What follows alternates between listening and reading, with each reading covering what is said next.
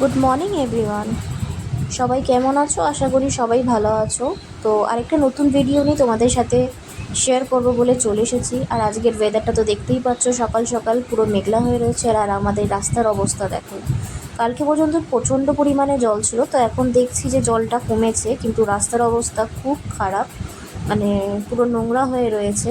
তাই তোমাদের সাথে একটু এই বাইরের এই সুন্দর ওয়েদারটা শেয়ার করছি যে কীরকম মেঘলা হয়ে আছে, ঝিরিঝিরি বৃষ্টি পড়ছে। আর ওদিকে মেয়ের ম্যামও চলে এসেছে মেয়েকে পড়াতে।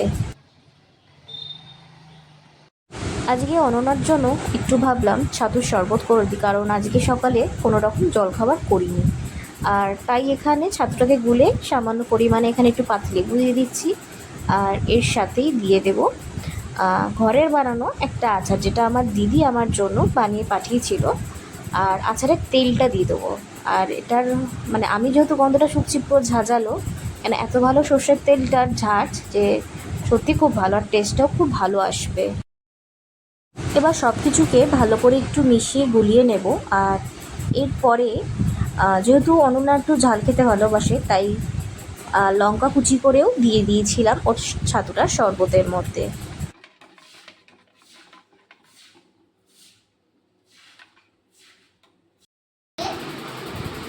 অনন্যা,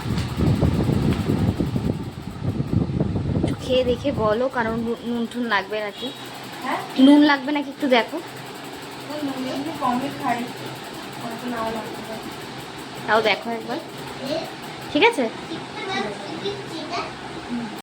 এইবার আমি আমার জন্য ছাতুর শরবত নয়, ছাতুটাকে মাখবো ঠিক যেরকম করে একটা আটা মাখে সেভাবেই। খেতে খুব ভালো লাগে, যারা আশা করি খেয়েছো তারা বুঝতে পারবে।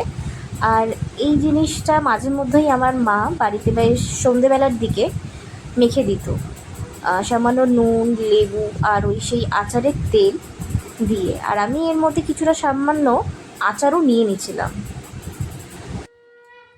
আর এটা মাখতে মাখতেই খুব আজকে মায়ের কথাও মনে পড়ছিল, কারণ মা এই জিনিসটা খুব ভালো করে মাখতো আর আমরা সবাই একসাথে বসেই খেতাম।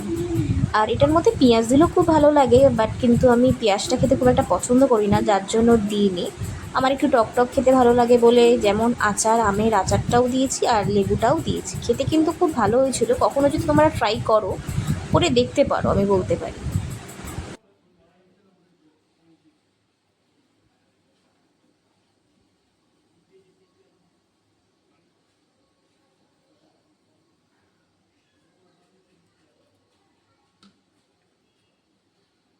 ছাতুটা মাখার পর দেখতে ঠিক এরকম হয়, খেতে কিন্তু খুব স্বাদের হয়। তোমরা ট্রাই করে অবশ্যই আমাকে কমেন্টে এসে জানাতে পারো তোমাদের কেমন লাগলো এটা খেয়ে। এখন আমি বাবার রুটিগুলো গরম করে ফেলেছি, আর এখানে আমি গ্যাসে বসিয়ে দিয়েছি দুধের মধ্যে একটা মিষ্টি দিয়েছি যাতে আর চিনির প্রয়োজন না পড়ে। আর এখানে আমি মেয়ের দুপুরে রান্না করব বলে চিংড়ি মাছ নিয়েছি, যেগুলোকে ছোটো ছোটো পিস করে কেটেছি, নিয়েছি আলু আর রসুন। এবার আস্তে আস্তে রান্নার দিকে এগাবো। কড়াইতে দেখতেই পাচ্ছ তেল দিয়ে দিচ্ছি, আর তার পাশেই ভাতটাও বসিয়ে দিয়েছি যাতে তাড়াতাড়ি তাড়াতাড়ি হয়ে যায়। আর তেলটা গরম হয়ে গেলে আর এখানে যে পিস পিস করে আমি চিংড়ি মাছগুলো রেখেছি সেইগুলো ভাজতে বসিয়ে দেবো। সবে যেহেতু তেলটা দিয়েছি, এবার তেলটা গরমও হয়ে গেছে। এবারই চিংড়ি মাছগুলো তেলের মধ্যে দিয়ে দেবো।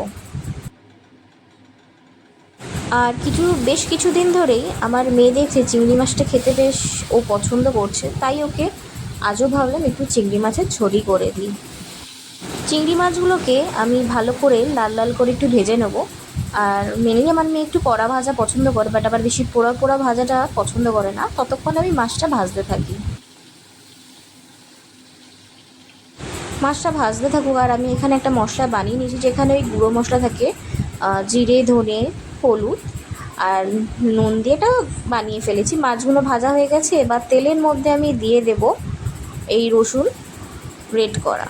আর তারপরেই কিছুক্ষণ পরে একটু ভাজা ভাজা হয়ে গেলে দিয়ে দেব আলুগুলো সাথে।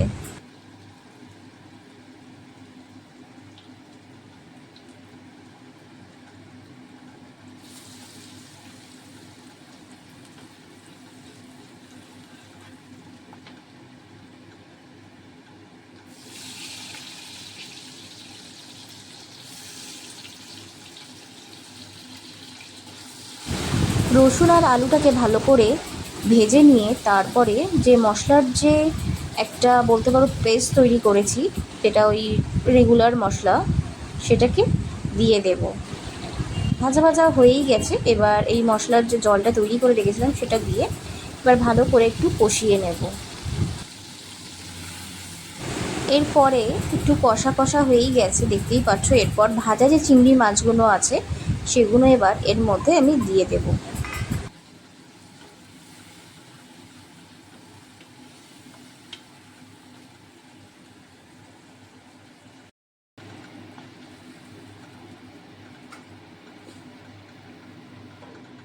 সব কিছু ভালো করে কষিয়ে ঢাকনাটা দিয়ে দিয়েছি। আর কিছুক্ষণ পরে একটুখানি সরিয়ে দেখলাম যে কতটা ঝোলটা শুকিয়েছে। আর একটুখানি নাড়াচাড়া করে নিয়ে এর মধ্যে দিয়ে দেব কিছুটা ধনেপাতা, এটাতে গন্ধটা আর টেস্টটাও ভালো লাগবে।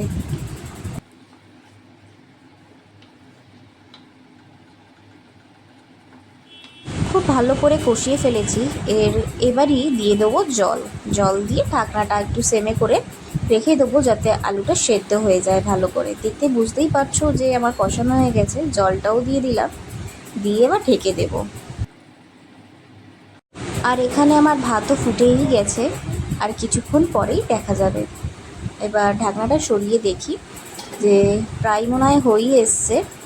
ঝোলটা হয়ে গেলে আমি নামিয়ে নেব। এবার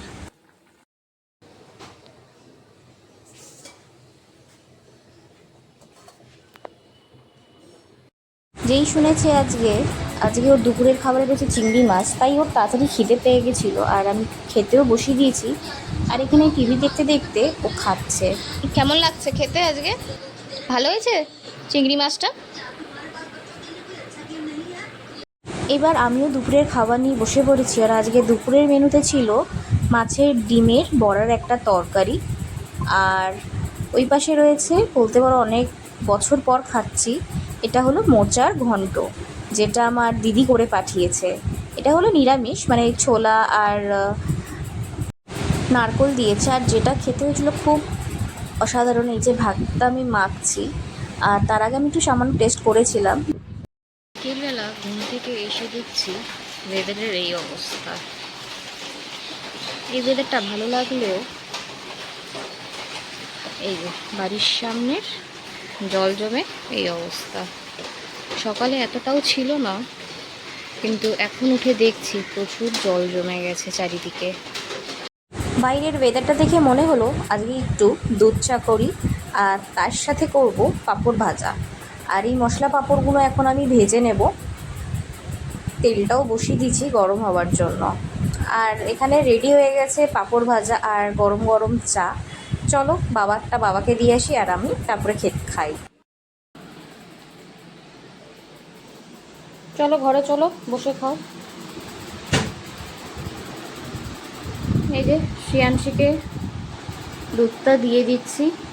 আর এই যে বিস্কুট খাচ্ছে, সেই ছোটোবেলার আমাদের পার্লেজি বিস্কুট, ওটা দিয়ে নাকি ও দুধ খাবে।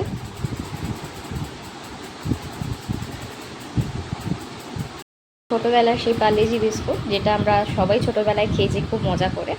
তো একটা প্যাকেট দেখেছিল, মানে মেয়ে দেখলো যে রাখা ছিল, যার জন্য ও নিয়ে এসছে খাবে বলে। আর এই যে আমাদের প্লেটটা এখানে দিয়েই দিয়েছিলাম, ও খেতে থাকুক। কেমন লাগছে একটু খেয়ে বলবে তো। এবার আমি একটু চাটা নিয়ে আসি। রেডি হয়ে গেছি, একটু মেয়েকে নিয়ে বেরোবো বলে, কারণ ছুটি তো প্রায় শেষ হয়ে এসছে, কোথাও তো গিয়ে থাকতে পারলাম না।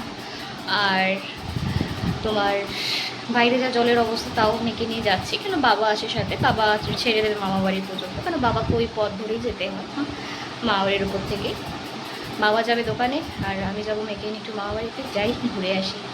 আর তোমাদের আমার ঘরের একটা নতুন সদস্যর সাথে এসে দেখা করাচ্ছি। বাড়ি থেকে চলে এসেছি বাড়িতে, মানে জাস্ট ঢুকলাম। আর তোমাদের যেটা বলছিলাম যে কিছুদিন আগে আমার ভিডিওতে দেখতে পেয়েছিলে, আমি গিয়েছিলাম একটা ফার্নিচারের দোকানে আমরা। তো তখন বলিনি যে কি কিনেছি বা কি কিনবো। তো চলো তোমাদের দেখাই যে কি কিনেছি। সেটা চলে এসেছে আশা করি। সত্যি কথা বলতে সেই সময় আর ভিডিওটা করে ওঠা হয়নি যখন এসেছিলো জিনিসটা, কিন্তু চলো দেখাই যে কি জিনিস এসেছে। আশা করছি তোমাদেরকে আমি দেখাতে পাচ্ছি যে কি জিনিসটা এসেছে। এটা হলো একটা মিনি ওয়ার্ড্রোব, যেটা এখানে আমার একটা ছোট্ট টেবিল ছিল রাখা, মানে খাটের পাশে। তো সেই জায়গাটা চেঞ্জ করে দিয়ে একটা ওয়ার্ড্রোব রেখেছি। আর চলো দেখাই এর মধ্যে কি রেখেছি, বা এটা কি কারণে নেওয়া হয়েছে আমার।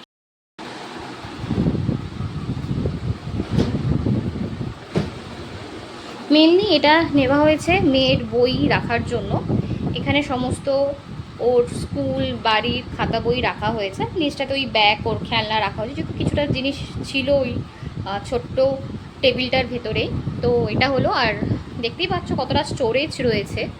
বেশ অনেক কিছু ভালো জিনিসই এর মধ্যে রাখা যাবে। যদিও এটা আমি করেছিলাম তোমার মেয়ের বুক সেলফ আর কি। এটাকে কেউ জামা কাপড়ও রাখতে পারে বা প্রয়োজনের জিনিসও তারা রাখতে পারে। তো অবশ্যই কমেন্টে একটু করে জানাবে যে আমি যে এই বই রাখার জন্য যে এই ওয়ার্ড্রোবটা নিয়েছি কেমন লাগছে বা তোমাদের কেমন লেগেছে, অবশ্যই একটু কমেন্টে আমাকে জানিও। ভালো করে দেখাতে পারলাম যে ওয়ার্ড্রোবটা কেমন বা তার ভিতরে স্টোরেজটা কতটা। আশা করছি ভিডিওর মধ্যে আমি দেখালাম বা তোমরা কতটা বুঝতে পেরেছো।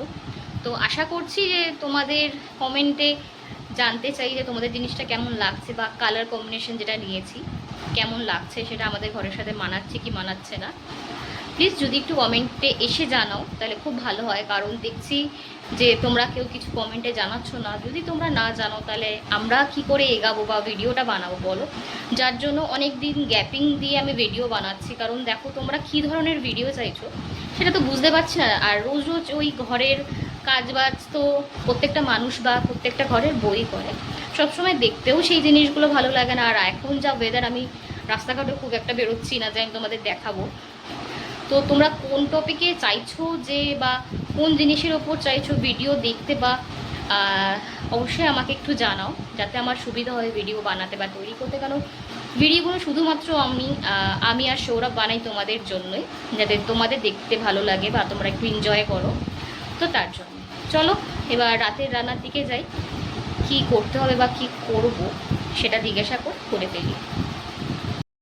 কড়াইতে তেল দিয়ে আর সামান্য পরিমাণে একটুখানি ঘি দিয়ে দিয়েছি, একদমই কম পরিমাণে, বেশি নিইনি। আর এরপর এখানে পেঁয়াজ কুচি, একটা লঙ্কা, আর এখানে নিয়ে নিচ্ছি ভাত। বুঝতে পারছো আশা করি কি বানাবো। তেলটা গরম হয়ে গেছে, এবার আমি একে একে সবার ফার্স্টে দিয়ে দেবো কালো জিরে ফোড়ন, আর তারপরেই দিয়ে দেবো কাটা মানে কেটে রাখা পেঁয়াজ আর লঙ্কাটা।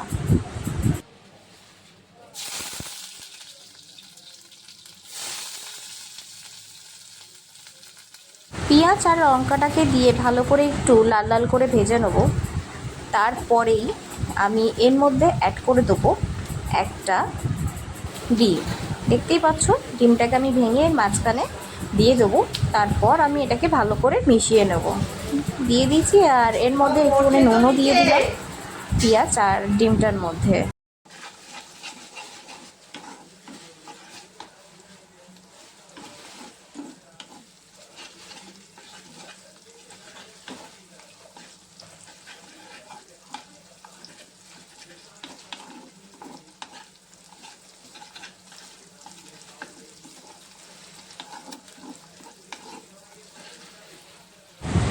আর এখানে আমি ভালো করেই পেঁয়াজ আর ডিমটাকে ভেজে নিয়েছি।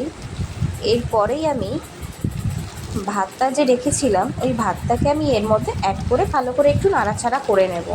চলো ততক্ষণ আমি পেঁয়াজটা আর ডিমটা ভালো করে ভাজতে থাকি।